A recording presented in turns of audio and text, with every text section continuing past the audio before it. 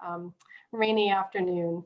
We really appreciate you taking the time to be here with us. My name is Zoe Edelin Hare, and I'm the Beginning and Lower School Director of Enrollment. And I want to just share with everyone that this event is being recorded. And so you will be able to, if you need to leave, by all means, you can leave, and then know that this event is being recorded and will be on the website, so you can watch it at a later date. I also want to acknowledge that we want to hear from you, so please add your questions in the chat feature right below. Anytime, you can start adding them right now, or during the Q&A section will happen a little bit. And I also want to acknowledge that we would much prefer to be on campus and to welcome you and to meet you in person. And this is different, and this is a personal process, finding the school for your family and for your child. And so I just want to acknowledge that. And this difference of feeling, we acknowledge that, and in the process, we want to get to know you. So we're offering a bunch of different events in Veracruz, whether it's in-person one-on-one conversations with me, virtual tours, drop-in Q&A sessions, anything at all, just reach out and we're happy to connect. And now for the agenda for today. So we're going to start off with a roundtable discussion. You're about to meet some amazing beginning and lower school faculty and staff and hear from Don Isaacs, the head of the beginning and lower school. And then there'll be a Q&A. And then you'll have a chance to ask questions and to get those questions answered. And so I would like to pass it off to Don Isaacs, the head of the beginning and lower school. And thank you all so much for attending. Thank you, Zoe. Welcome, everyone. We're so happy you're here. And thank you to all of my colleagues for being here today to share Catlin Gable with these folks. I'm going to start off by asking everyone to introduce themselves. So if you could share who you are and what your role is, and then, you know, why Catlin Gable for you? What inspires you about working at Catlin Gable? And we'll start with Diana and then Stephen. All right, so Diana Post here. I am one of the teachers in the preschool program that is actually on campus this year. And what led me here? Well, I'm a big admirer of Catlin Gable. I had a husband who is an alumni, and my oldest child graduated a few years ago, and I currently have a 9th grader. And I have always admired the staff and the program and wanted to be at a school where I was around people who inspired me. So that is how I arrived at Catlin. Thanks, Diana. We'll go Stephen and then Laurie. Right. Well, I'm Stephen Grant. I'm the beginning and lower school counselor. I have been at Catlin. This is my 9th year. And before I started working at Catlin, did some work in the community, boys advocacy, promoting and supporting boys to be healthy and you know, empathetic men, and Catlin hired me or contracted me to run some boys groups, some strengths-based boys groups. And first of all, I fell in love with the campus, beautiful place. Secondly, I was impressed that the school would invest resources in proactive and preventive kinds of supports for students. And thirdly, just there was a lot of collaboration, coordination, and support that I received just even as a contractor, and it made me just feel really positive and optimistic about how school systems could work collaboratively in support of students, and that was, you know, the kind of system I wanted to be a part of. Thanks, Stephen. Laurie and then Cheryl. Hi, I'm Laurie Biskin. I teach 2nd grade. One of the things that really stood out for me about Catlin Gable is the way we're paying attention to the world around us and seeing things that we want to be a part of, making things better in our world, and how can we inspire our kids to do that as well. And just the opportunity for creativity and making sure every one of our kids feels a part of this community and is embraced wherever they are. Thanks, Laurie. Cheryl and then Genevieve. Hi, I'm Cheryl. I teach 3rd grade. I love how Catlin Gable celebrates me as an individual. Like, I've never taught in a school where everyone, like teachers, staff, parents, and students, seem so genuinely interested in my culture, my family, and who I really am. I am inspired by how teachers, admins, and parents work together to support every child at Catlin Gable.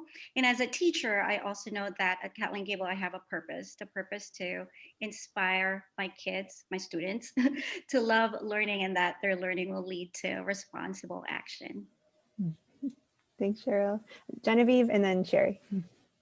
I'm Genevieve, and I'm the assistant head in the lower school, and this is also my 9th year. And I echo everything that people are saying. And I think I would just add that I really appreciate the child-centeredness and the look at the whole child and how that plays within a larger community. And I really appreciate how responsive we can be. And there's a fluency there that just, it makes it feel like you can do the right thing for kids and you don't have to wait for this big system to figure things out. And I also really appreciate the campus and my colleagues. I feel like I'm inspired every day by their curiosity and commitment. Mm-hmm. Hello, everyone. My name is Sherry Cocchio, and this is my 3rd year at Catlin Gable. And I think one of the things that really makes me so proud to be a part of this community is that inquiry drives instruction. We keep asking why. What is it? All these wonderful questions that your kids already ask. Like, we get to explore these things and we get to investigate what's going on and what makes this world the way that it is. That's one of my favorite things about being here at Catlin Gable. Thanks, Sherry. This is my 10th year at Catlin, and I want to echo what Genevieve was saying, that, you know, I find my colleagues inspiring every day, and they are a group of creative and dedicated and smart and fun people, and we're lucky to get to work alongside them, and all the children are really so fortunate to have them as their teachers and guides in their lives right now. And I find inspiring about Catlin Gable, and I think you heard it here in folks' responses, just our belief in children and in their potential and what they are capable of right now while they're kids, and how much we really cherish childhood and we aren't looking to rush it. You know, the acknowledgement that this is a really important, special, and fleeting time in life, and that we want to make sure it's lived to its fullest. So to start us off, I wanted us to think together a bit about how we help students stay connected, which is especially something that we're working hard and striving for right now in a time when we're also, you know, disconnected physically. So both now, how are we helping kids to be connected, and also, you know, when we're in regular life on campus, what does that look like? And just go ahead and, you know, chime in. I can start. We start our day with a morning meeting. It is the time when every student gets a turn to greet everyone in class. We also provide a morning question that each child can choose to respond to. Morning meetings, I believe that they provide a safe and caring environment that encourages kids to open up and build trust in others, which increases their confidence. Then we end our day with a final meeting where we play games like charades or spelling games, so that way the kids, they leave Zoom meetings or they leave the classroom smiling or laughing. Also, the one-on-one connection is incredibly important. So we're being very intentional about making sure each student has some one-on-one time with their teacher, that they can check in, reflect on how things are going, to work through any difficulties they might be having, or to celebrate the growth they've made. As far as on campus, you know, that shows up there as well, that we greet every kid who comes in every morning. They have a chance to check in with us and say hello. And another piece that I find really encouraging to see at our school is the way we bring students into problem solving that comes up. So if something comes up out at recess, that, you know, if things aren't going well with a certain game they're playing, that the students are a part of coming up with solutions together. And that really helps build that community and to know that they're in that process together. Mm-hmm. Genevieve or Stephen, could you build off that problem solving piece and just share a little bit more about how that looks like? Sure.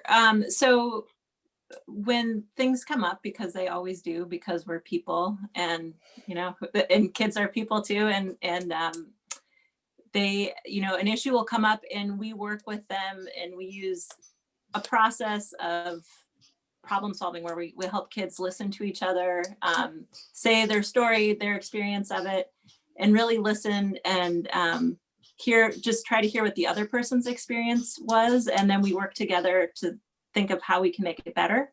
And that's a very simple overview of what we're doing, but I mean, and it depends, of course, on what it is. Like if there's some bigger issue that's happened, of course, we're going to stop the harm and figure that out. But then it's really looking at giving kids a chance to be able to repair and reconnect, and give kids a chance to figure out how to do something different and learn and respond to communication that they've heard.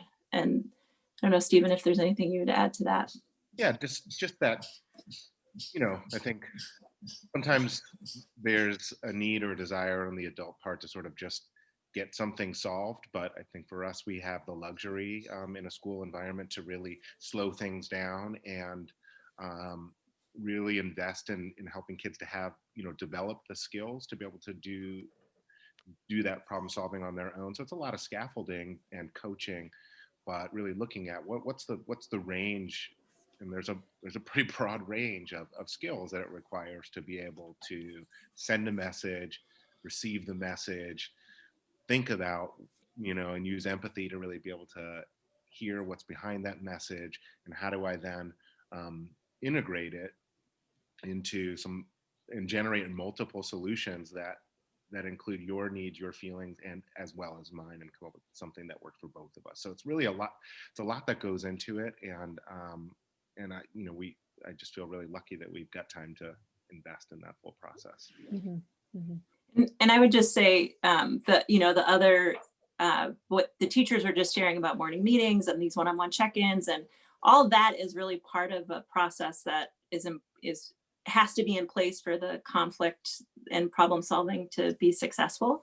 So we do a lot of proactive community building and helping people to feel seen and connected within the community, so that they're also committed to wanting the community to be healthy and to be in good, healthy relationship with their peers. Mm-hmm.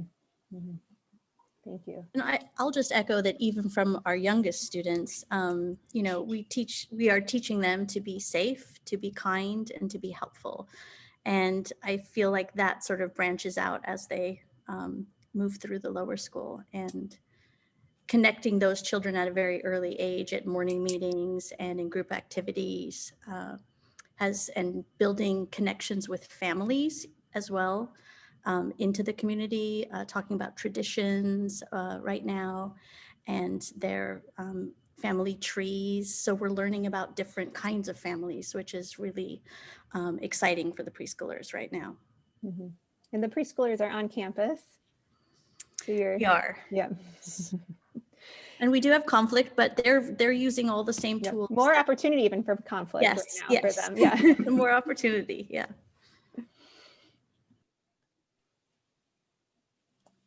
Can you all think about a project that it could be a project that you've done in a previous year, or one that's happening now while remote, or Diana on campus, that you're feeling especially inspired or excited about, and also share how you see that project is helping to meet some different needs of kids.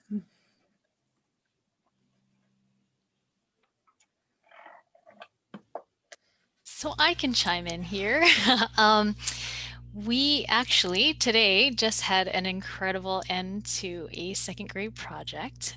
We had a 3-week investigation of how the earth changes. And so we did a bit of research of the way that earth can change.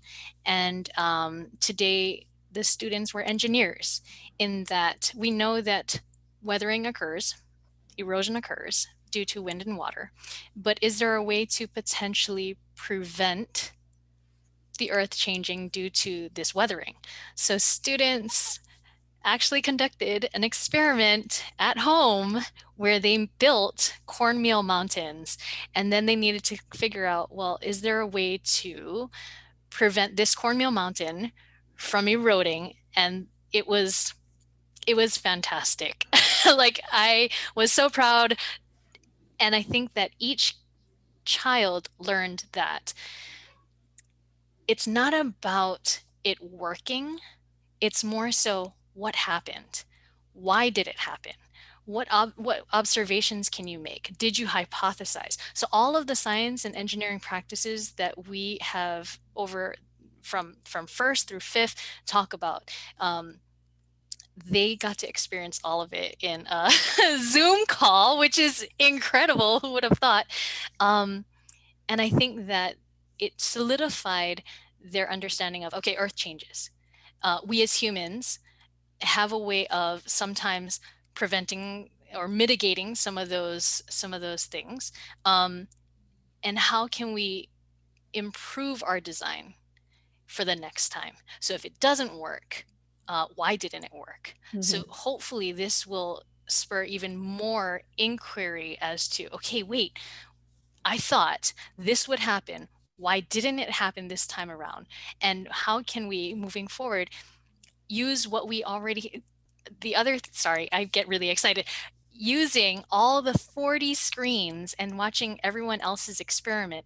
Ooh, I just saw that Laurie's did work. What was it about that? So it can now open up this conversation between students to see, like, okay, well, my design didn't, yours did.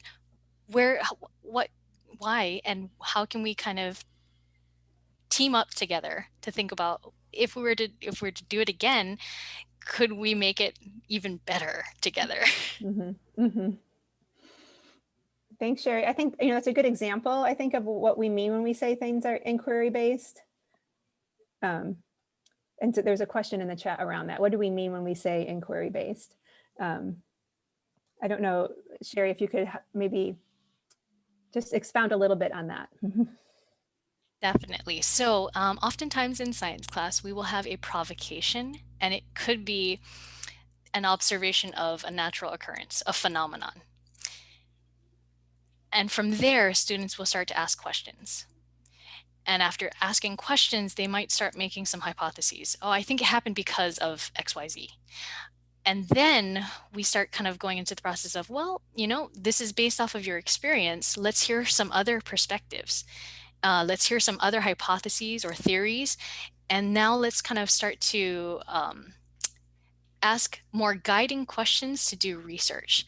And research can come in so many different forms, right? Depending on their developmental level, if we are talking about using video sources, or sometimes it's interviews with experts. This now gets students to think, does it always happen this way? Does it sometimes, or is it a never, that this particular natural phenomenon occurs, and what variables kind of go into that? I'm getting very technical right here, but even first graders can still do this same process of observing, asking questions, start hypothesizing, and it leads the investigation. So it's not always cut and dry of like, this is what we're going to do next. And then it's being led by the students. Right, structured by you and then guided by how they're responding. Yeah, thanks, Sherry. Other projects? Can I add something to what Sherry was saying about inquiry-based? So in third grade last year, we had a project called Travel Expo, and this is pre-COVID. When we travel? Yes. The travel expo. So we had a driving question. So I showed them the question, like, how can we as travel agents persuade someone to visit your chosen country? So the kids had a choice, like they had to choose a country that they would study, and they acted like travel agents, creating travel brochures for their audience. They researched using books or watching video blogs about that specific country. And they also interviewed staff members of Catlin Gable community, teachers, whoever visited that country. So the questions they asked were like created by those students. Like, what do you need to know in order for you to create this travel brochure? What are the things that you need to know in order for you to present information about this country? So the questions were all created by the students, guided by that one big question that I presented to them at the beginning of the unit. Through the project, they were also able to learn and apply like map skills, informational text reading skills. They were able to use their multiplication skills because they had to find out how much it cost to fly from Portland to that country. They were able to figure out, okay, so if I stayed at this hotel for 5 days, how much would that cost? They were able to apply technology skills because they had to use PowerPoint presentation, and they had to use Word using that brochure template. And the important part was that they were able to use their presentation skills because they had to deliver their presentation orally. And they were even able to give and receive feedback amongst everyone. Thanks. That's a good example, building on the ways inquiry can look, and how, again, they're both guided from how the teacher's creating the structure, but then also from how the children are responding to it and what questions rise for them, right? I'm going to just add, we've had so many adventures in preschool because we have been on campus. And I think our first few months was spent just trompsing around the campus and learning what's here. And the children would bring little backpacks and do collections of things that they found around. And one of our sort of interests were all of the different trees on campus and the leaves. So the children collected leaves, and we found books and printouts of different types of leaves. So we figured out what types of leaves belong to what trees. And then our wonderful woodshop teacher, Steve, then encouraged us to then think about trees and signs to leave around campus. So then the children took their ideas and they moved them through the woodshop, and they did beautiful drawings of leaves on wood. And then they learned how to make signs. They drilled their own signs, they sawed their own signs, they screwed in their own screws, and then they trompsed around campus and decided where they wanted to put their signs. So that was an amazing umbrella of, all of us working together to create this beautiful physical and art piece. And that was really great fun to watch. I mean, these children were so bold, and I was amazed at all of the amazing things they could do with all those tools. I was in awe. And it's had such a great impact on when people come to campus, right? I love seeing the places the signs pop up, and they made so many of them too. And the other piece I'll share is that they learned how to watch what to do it, and then they became the teacher. So there was 3 children in a row, and that in itself was a really beautiful process to watch, because they each had a role as they moved through the elements of their day. Thanks, Diana. Laurie, did you have a second grade project or piece that? Sure, yeah. I was also excited about what Sherry brought up, so I'm glad she shared that with you. That was such a good day today, doing that with them. But a couple of different projects came up that I've really enjoyed doing with the students, and one that stands out is our neuroscience unit with second grade. Talking about how our brain makes connections and strengthens those connections as we're learning. And the incredible response to that from students is them seeing that how their brain is working and what that means in their brain as they're learning more, and that idea of a growth mindset. What does that actually mean? What's going on in my brain? And so seeing that kind of empowerment as they are learning about themselves as learners and how our brains work, but also just recognizing that we have these different strengths and how that comes together to form our community, and that each of us may come with different strengths, and that's how we can all kind of work together and learn from one another. So, not only are they learning about, the neurons and learning about those different things in the brain going on, they're also seeing how that connects to them as a community too. I'm gonna shift to questions from the people who are attending. So there's some in the chat already, but please keep putting your questions there. so we can see those. And there's one just kind of easy question here around class size that I'll answer, to say that there's around 20 kids in each homeroom class. There's 20 kids total in our preschool with 2 lead teachers, and then kindergarten through 5th grade, there's approximately 20 kids in each homeroom class, and there's 2 homerooms at each grade level. But then there are some questions here around differentiation, so how that looks in classrooms, as well as what neurodiversity looks like in the classroom, and how we support kids who may learn in different ways, and also maybe have different kinds of needs than other kids. And Stephen, you just can chime in too in thinking about how we how our support team supports kids. Oh, Stephen, you're muted.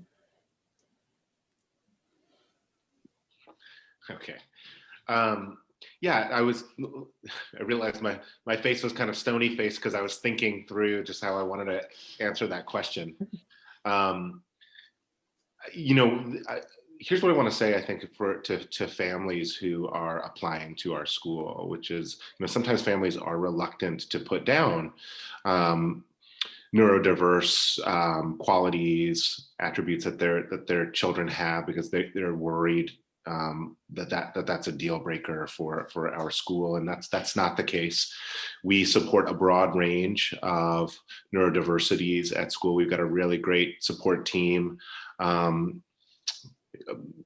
Dawn and Genevieve and all the homeroom teachers and assistants. We've got a learning specialist and a reading specialist who are supporting learning differences and coordinating, and a math specialist who are coordinating support plans, both for kids who are outliers on either end, high flyers and kids with learning differences. And then as a counselor, one of my roles is both, prevention and, social emotional curriculum that teachers are doing all the time. And then I'm supporting and supplementing. So all of those are supports to kids who are neurodiverse. And we've got sort of a coordinated team when problems arise. There are certain services we provide in-house, and some things that we refer out, and we coordinate with those services to make sure that we've got a full, comprehensive support plan. And I think it's responsible to say that for any of those neurodiversities, certain profound presentations of behaviors and needs do exceed our capacities. And so I think it's the right thing to be very forthright with what your kid is experiencing on an admissions application, so that, one, that's not going to be a deal breaker, but for sure, I think you want to be sure that this is the right place for your child as well. So put it down there so that we can think about what the cohort looks like, and we can try to assess from your application, is this the right fit? Because if it is the right fit, then your child can still be admitted. Thanks, Stephen. Genevieve, for you. Yeah, I was just going to say that I would say that we are able to do so many different accommodations just from the get-go, that there's so many, seating, how we individualize a lot for students just as a matter of course. And so I do think that allows for just a range of different types of thinkers and learners. I think that's something we do well. And again, I think that ability to do that in-house in a way, through a system that we've created, that we aren't necessarily waiting for big issues or for someone to not succeed. We meet every month with every teacher to hear about students, and so we can be really proactive. And I think that's something that, and from a really young age, we're tracking a student and just figuring out what they need to access their learning in the way that makes the most sense for them. Right. That we bring this team approach, and we're really looking at the whole child too. So all aspects of the child in terms of what their strengths are and what their needs are, and looking at them over time too, right? So part of the team approach is that then that the team members have known this child over time and over years and can see the ways that they're growing and changing and how their needs have changed over time. Let's move more into just sort of what differentiation looks like within the classroom. One thing that comes up for me is thinking about, especially our math curriculum. I think we as a team have been really intentional about how do we provide activities that, tasks that we call low floor, high ceiling, that students can enter in from wherever they are, and they can also take it to different levels and really dive into the material. So we have, one of my favorite warm-ups that we do for math is which one doesn't belong. And so they'll see a set of 4 different, whether it's images or equations, it could be any number of things, graphs. And the beautiful part about it is that there's not a right answer. There's not one answer that students could give. So I've had class discussions where each student picked a different choice, and they all had evidence for why that one didn't belong. And so it's really celebrating that we all come to class being able to provide think about things in different ways, different perspectives and strategies, and how that only helps create stronger mathematicians, that we can see those different perspectives and learn from each other. So I think that community aspect of it, I feel like I've said that word a lot, but I just feel like it's at the heart of Catlin Gable. And seeing that within the math curriculum has really built up confidence in all of my students. It's really built up confidence in how each student has something to provide and something to add to the discussion that we can learn from. And I think that's definitely a really strong point of our curricula right now, is in our math curriculum. Thanks, Laurie. I can add to that in terms of literacy or reading. So we use Reader's Workshop or Reading Workshop, and I think Reading Workshop really allows students to engage in authentic reading experiences because they get to choose the books that they like. So their interest is really being considered. We also teach the kids how to choose just right books. So then, the books are not too difficult, not too easy for them. And then, so with the Reading Workshop model, we start with a whole group lesson for about like 10 minutes.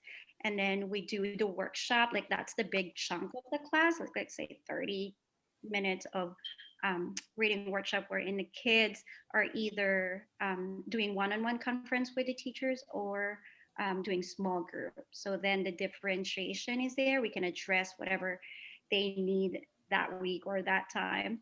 And then we end with a share wherein the kids get to share, like very quickly what they read that day. With spelling, in 3rd grade, we do a pre-assessment at the beginning of the year so we know where they are. And then the kids have different spelling words depending on which group they fall into or which spelling patterns they need. Mm-hmm. So those are some examples of differentiation activities that we do in literacy. Mm-hmm.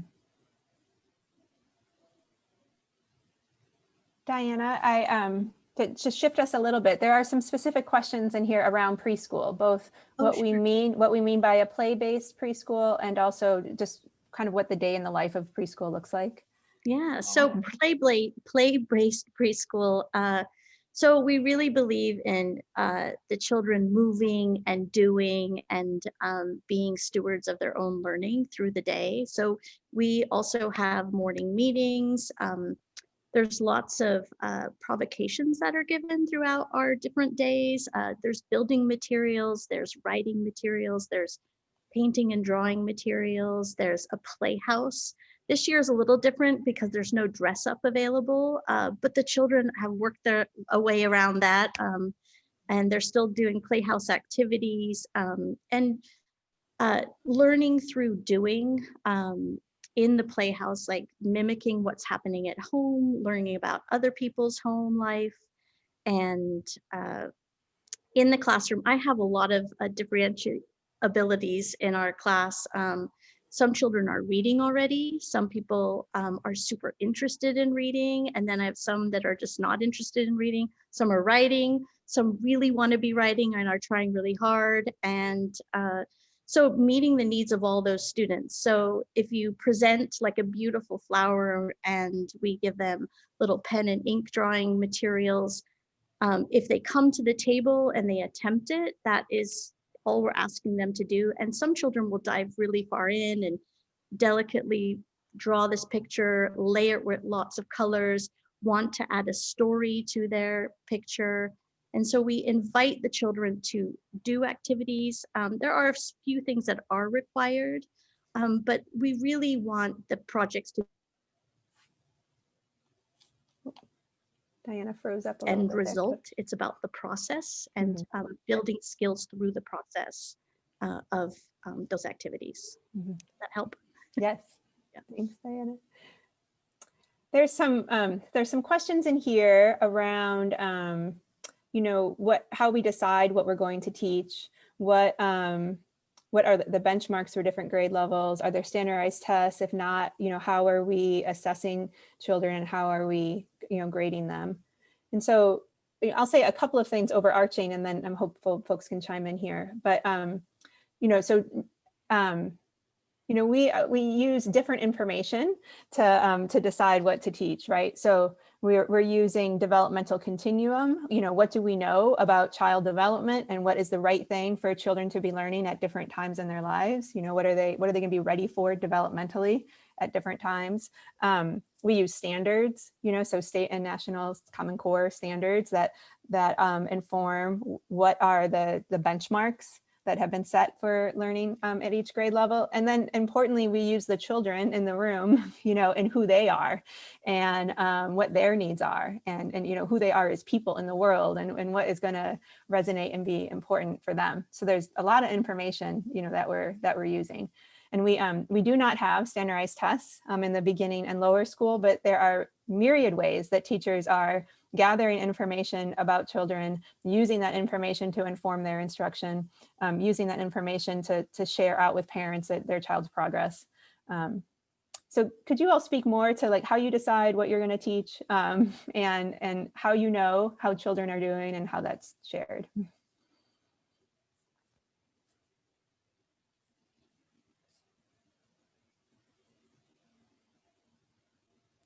So from a science perspective, we use the next generation science standards. And I take a look at the K through 12 framework. So I take a look at the vertical alignment of basically the content and academic standards of kindergarten through 12th grade so that I can know that if we are setting our 5th graders up for middle school, then these are some touch points that they need to have along the way. So I can speak to science about that, as well as it's not just the academic and content standards that we're looking at, but we're looking at the science and engineering practices. So the behaviors of a scientist and an engineer. And I think that's very similar to like the mathematical practices that we use in the lower school as well. And I think that it is absolutely related to art. I see a lot of crossover because we do a lot of interdisciplinary projects and we work together in terms of observation and asking questions. So it's looking at our natural world a lot. And then in terms of the assessments in science, we don't give tests, but we do performance tasks. So if a standard is, for example, in 1st grade, we just completed that humans mimic parts of nature or external parts of plants and animals in order to solve human problems. The students did actually, they created a tool for their family. And so they thought about how do I interact with my family? So they had to do some interviews with their family. Then they did some research about specific plants and animals. And they thought, well, I'm going to mimic a part of this plant or animal to develop my tool. And then they built the tool and then they just presented today.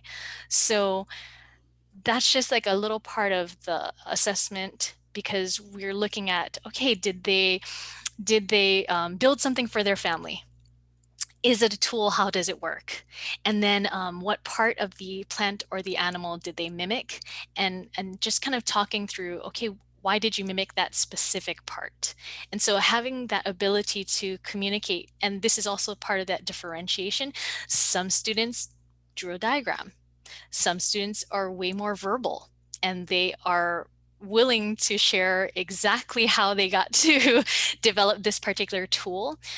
So this was just like a little snapshot of a first grade example, but this is how we do science in the lower school. Yeah, I can talk about literacy. So we have performance assessments that are also aligned with Common Core standards, and it anchors like specific units of study that we use or data for data collection, and then the units that we teach the kids as well. So one example would be like, let's say we are teaching the kids about reading fiction stories. So we have a learning progression that we use to figure out where each student is. And then based on that, like, so you know how we do conferencing with the kids. So we know like right now, let's say we're doing prediction and this student is just making predictions, but not really providing an evidence.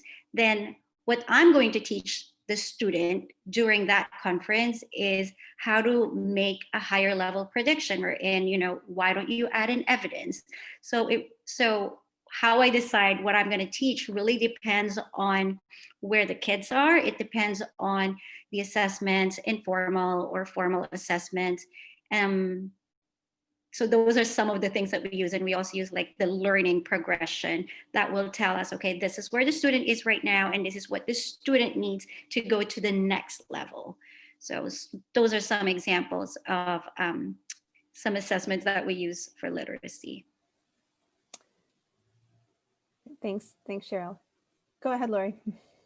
Yeah, I was just going to add to that. The Common Core is, you know, a nice structure that we can start with, but I think having that flexibility to find where can we overlap some of these subjects and how can we teach some of these skills within a social studies unit or teach a writing skill within science. And this year especially, we've done a lot of overlap in collaborating with like Sherry with our science teacher, our woodshop and art teacher, finding how they can work on some informational writing within their science, and how can they explore some fiction reading through an art project. And so trying to find those places where we can connect those skills and over that really helps students to see how those things transfer into other subjects, and to also see how students who may excel in one subject can find some confidence within another. And so that's been really exciting to see that collaboration happen working here at Catlin. And you know, I know that we are just continuing to find more opportunities to do that. Thanks, Laurie. We have only a couple minutes left, and there are some questions around how we are starting to think about, you know, next school year, and the fact that all, you know, children will have been through a pandemic, and that children who are new to Catlin Gable will have been learning, you know, remotely in this school year, and just how we'll be attending, you know, to their needs and the social emotional needs of kids at the beginning of the year. Maybe Stephen or Genevieve, you could chime in on just any kind of global thoughts there. While you're thinking about that, there are a couple of just kind of easy to answer questions in the chat. One of them was around how often parents receive information about how their children are doing. And one part of that answer is that, you know, teachers are in regular and ongoing communication and in partnership, you know, with families. So it happens in ongoing ways. And then there are some formal touch points throughout the year. So we begin the year with a get to know you conference, which is a time for families to share about them and about their child and what they see as their child's strengths and needs with the teachers.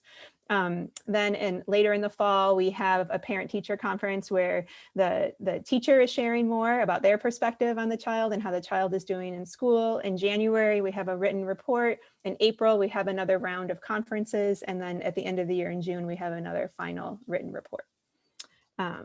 And then there was also a question just around if we have a band or performing arts. So we don't have a band. We have many, many children playing recorders and other instruments, and who are fantastic vocalists and rhythm players. We have, a strong music program in preschool and kindergarten and 1st through 5th grade. The children also go to woodshop. They go to modern languages, either Chinese or Spanish. They go to art. They go to wellness, which is PE and thought of in a more, holistic way. I don't think I missed any. Science, we have Sherry here, for science. So there's a lot of teachers bringing their expertise to kids. So Genevieve or Stephen, just any thoughts as we close here on what we think about how we're kind of welcoming children back to campus and attending to needs sort of in this pandemic, hopefully post-pandemic. Closer to post time. Well, I'm reading that question or those questions, and I think some of them, there's maybe a two-parter. There's a little bit about sort of the academics and maybe wondering about maybe some disparity between how we've functioned or operated in the remote environment versus maybe other settings, and how have kids maybe fallen out of sync academically with where we are. And I don't think I'm well equipped to speak to that, but socially, I think just, for sure this year, with kids coming in, having no connection to students in the Catlin community, and then trying to make friendships and not feel socially isolated has been something that we've been aware of. Hopefully that won't be the case next fall. Hopefully kids will have some direct and in-person ways to connect. As a matter of course, what we do every year is we assign families, host families, somebody who has some time, history in the community, a set of parents or a parent and a child who can build relationships with that family, incoming family, in advance of the school year. So over the summer and even in the spring, where we have spring events, and families who've been admitted can start integrating with our community in advance. And we'll have to see what pandemic allows for that. So that's something that we do every year, regardless, pandemic or not. And then, we've been thinking a lot just in terms of, families this year who have come in, and, I have been working to provide a number of different structured social opportunities for newer students to connect with other kids remotely.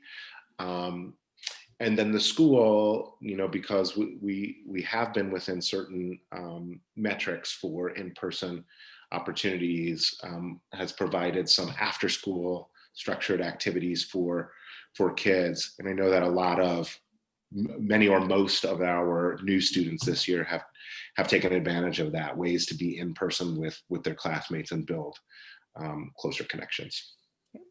Thanks, Stephen. All right, I'm noticing we're past the time, so I'm going to have us wrap up here. Thank you to everyone who came, and a big thanks to all of my colleagues here for spending time sharing about Catlin Gable with everyone. I hope you all have a good evening. Please reach out to Zoe and our enrollment team if you have any questions, and if you'd like to have a tour. All right, thank you, everyone. Have a good night. Bye. Thank you.